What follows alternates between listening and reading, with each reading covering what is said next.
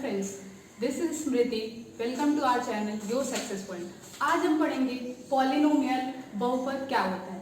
सबसे पहले आप देख सकते हैं इसके नाम, ये जो टर्म्स है इससे क्या डिफाइन होता है, पॉली और नोमियल। ये दो वर्ड से मिलकर बना हुआ है, poly plus नोमियल।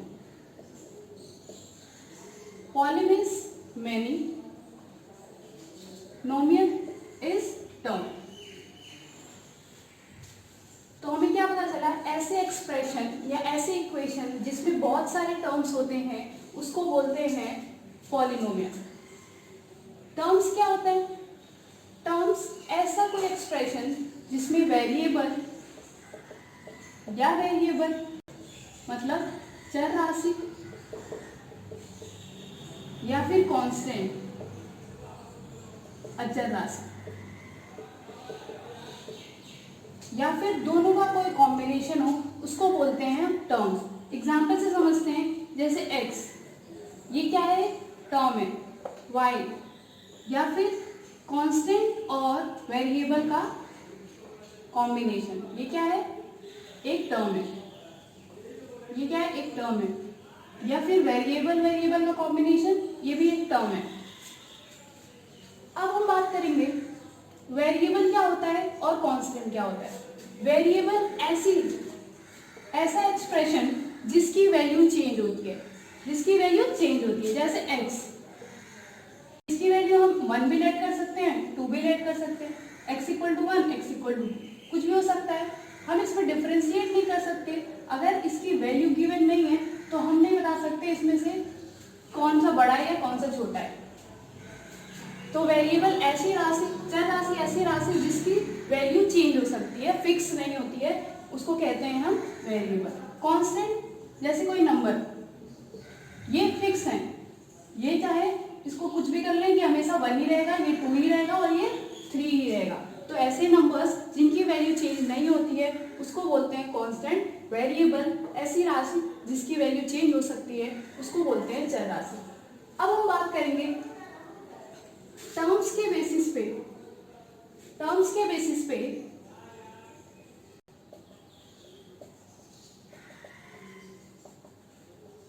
On the basis of terms हमने इसको अलग अलग नाम दिए हैं। जब एक टर्म होगा किसी भी इक्वेशन में तो हम उसको क्या बोलते हैं,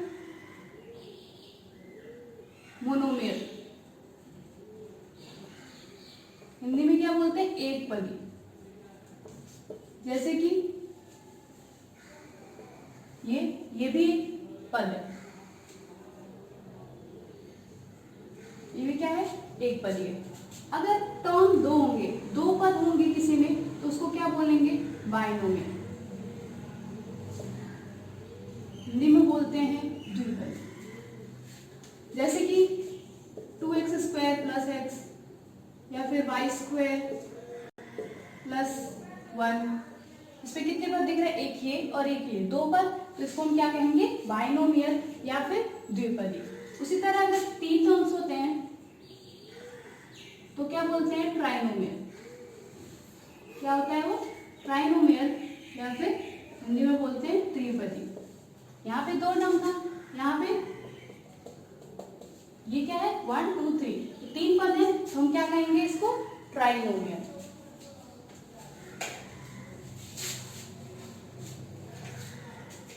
अब हम डिग्री के बारे में पढ़ेंगे कि पॉलिनोमियल की डिग्री क्या होती है। सबसे पहले इसको जानने से पहले हम ये जानते हैं कि डिग्री होती क्या है। डिग्री क्या होती है, जैसे कोई भी इक्वेशन है, तो इस जो भी वेरिएबल की बात हो रही है उसपे, वेरिएबल पे जो सबसे बड़ी पावर होती है, वेरिएबल में जो भी सबसे बड़ी पावर होती है उसको बोलते हैं हम डिग्री। तो यहाँ पे कितनी डिग्री है, 2, x की पावर 2, x की पावर 1 और यहाँ पे x की पावर 0। इसको इस तरह लिख सकते हैं। तो इस इक्वेशन की डिग्री क्या होगी, इस इक्वेशन की घात क्या होगी, जो सबसे बड़ी पावर है इसमें, जो सबसे बड़ी पावर है वो इस इक्वेशन की डिग्री होगी। जैसे इसकी डिग्री कितनी हो जाएगी, 2। अगर हम कुछ और लेते हैं,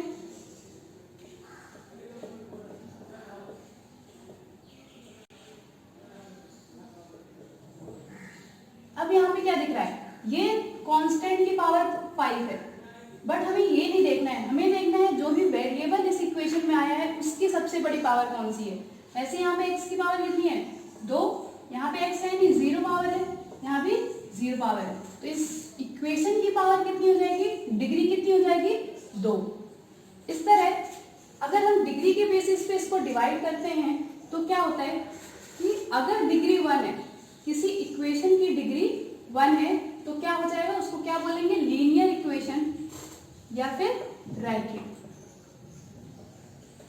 अगर एग्जांपल देखें जैसे ये भी है 2x, इसमें कितनी पावर है 1, 2x प्लस 1 ये भी हो सकता है क्योंकि इसमें हाईएस्ट पावर कितनी है 1, यहाँ पे तो 0, इसको ऐसे भी लिख सकते हैं, तो यहाँ 0 और 1, तो सबसे बड़ी पावर कौन सी, डिग्री कौन सी है 1, तो इस इक्वेशन की डिग्री कितनी होगी 1, तो कैसा इक्वेशन होगा, लीनियर इक्वेशन होगा। उसी तरह अगर डिग्री 2 होती है, डिग्री 2 होती है तो उसको क्या बोलते हैं, क्वाड्रेटिक इक्वेशन।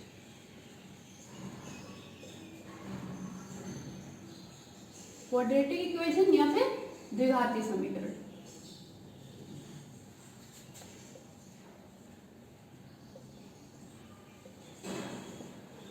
इसकी डिग्री कितनी है 2, इसकी डिग्री कितनी है 1 और इसकी डिग्री यहाँ पे 0, तो सबसे बड़ी डिग्री कौन सी है 2, तो इस पूरे इक्वेशन की डिग्री कितनी हो गई 2, तो हम क्या कहेंगे ये कैसा इक्वेशन है, क्वाड्रेटिक इक्वेशन है। अगर किसी इक्वेशन की डिग्री 3 होती है तो उसे क्या बोलते हैं, क्यूबिक।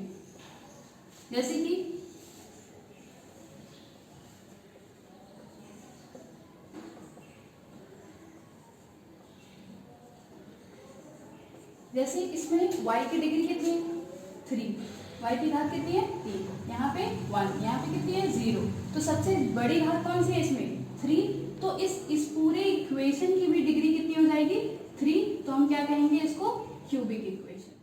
अब हम सीखेंगे पॉलिनोमियल में वैल्यू पुटिंग कैसे करते हैं, वैल्यू पुट करके इक्वेशन को सॉल्व करना सीखेंगे। यहाँ पे इसका क्या मतलब है कि हमारा जो पॉलिनोमियल है वो x वेरिएबल का है, पॉलिनोमियल इन वेरिएबल x, और जो भी यहाँ पे वैल्यू x की वैल्यू क्या दे रखी है 2, तो वहाँ पे x की वैल्यू हमें 2 पुट करनी है, तो जहां जहां भी x है उसकी जगह पे हमें क्या लिखना है 2, और ये जो टर्म्स है आपस में, ये टर्म्स जो है वेरिएबल और कांस्टेंट दोनों आपस में मल्टीप्लाई में, तो x की वैल्यू कितनी है 2 और प्लस 1, तो सबसे पहले हम क्या करेंगे, स्क्वायर सॉल्व करेंगे, तो 2 का स्क्वायर कितना होता है 4 प्लस मल्टीप्लाई करेंगे प्लस 1, बॉडमोआ से अप्लाई करना है हमें, हमेशा बॉडमोआ से फॉलो करेंगे, 5 4 मल्टीप्लाई होगा कितना हो जाएगा 20 प्लस 4 प्लस 1, तो P2 की वैल्यू कितनी आ गई 25। इस तरह से हम किसी भी इक्वेशन में वैल्यू पुट करके उस इक्वेशन की वैल्यू निकाल सकते हैं। अब हम बात करेंगे कि किसी इक्वेशन को सॉल्व करके उसमें वेरिएबल जो दिया है उसकी वैल्यू कैसे निकालते हैं। ये कोई इक्वेशन है, इसमें अगर हमें x की वैल्यू निकालनी है तो कैसे करेंगे, सबसे पहले इस वेरिएबल को यहाँ पे,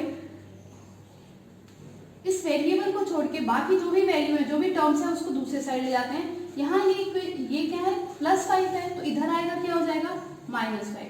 जो भी वैल्यू होती है, जो भी टर्म्स होते हैं, उसका जो भी साइन होता है, मैथमेटिकल ऑपरेशन जो भी होता है उसका उल्टा करते हैं। जैसे प्लस चेंज होता है माइनस में, माइनस चेंज होता है प्लस में, मल्टीप्लाई चेंज होता है डिवाइड में, और डिवाइड चेंज होता है मल्टीप्लाई। तो ये आपस में चेंज होते हैं। तो +5 है तो इधर आएगा तो कितना हो जाएगा -5। उसी तरह अगर इसकी बात करें तो x के साथ ये कैसे है, ये डिवाइड में है तो उधर जाएगा क्या हो जाएगा मल्टीप्लाई में, और ये इसके साथ मल्टीप्लाई में है तो जब इक्वल टू की दूसरी साइड जाता है तो क्या हो जाता है डिवाइड में आ जाता है, तो क्या आया -10/3। तो इस तरह से हम किसी भी वेरिएबल की वैल्यू पुट करके इक्वेशन की वैल्यू निकाल सकते हैं, या फिर गिवन इक्वेशन से हम उस वेरिएबल की वैल्यू निकाल सकते हैं। इस तरह से हम किसी भी पॉलिनोमियल को सॉल्व कर सकते हैं। इस पे आप क्वेश्चन करेंगे और प्रैक्टिस करेंगे। अगर आपको कोई डाउट होता है तो आप कमेंट कर सकते हैं।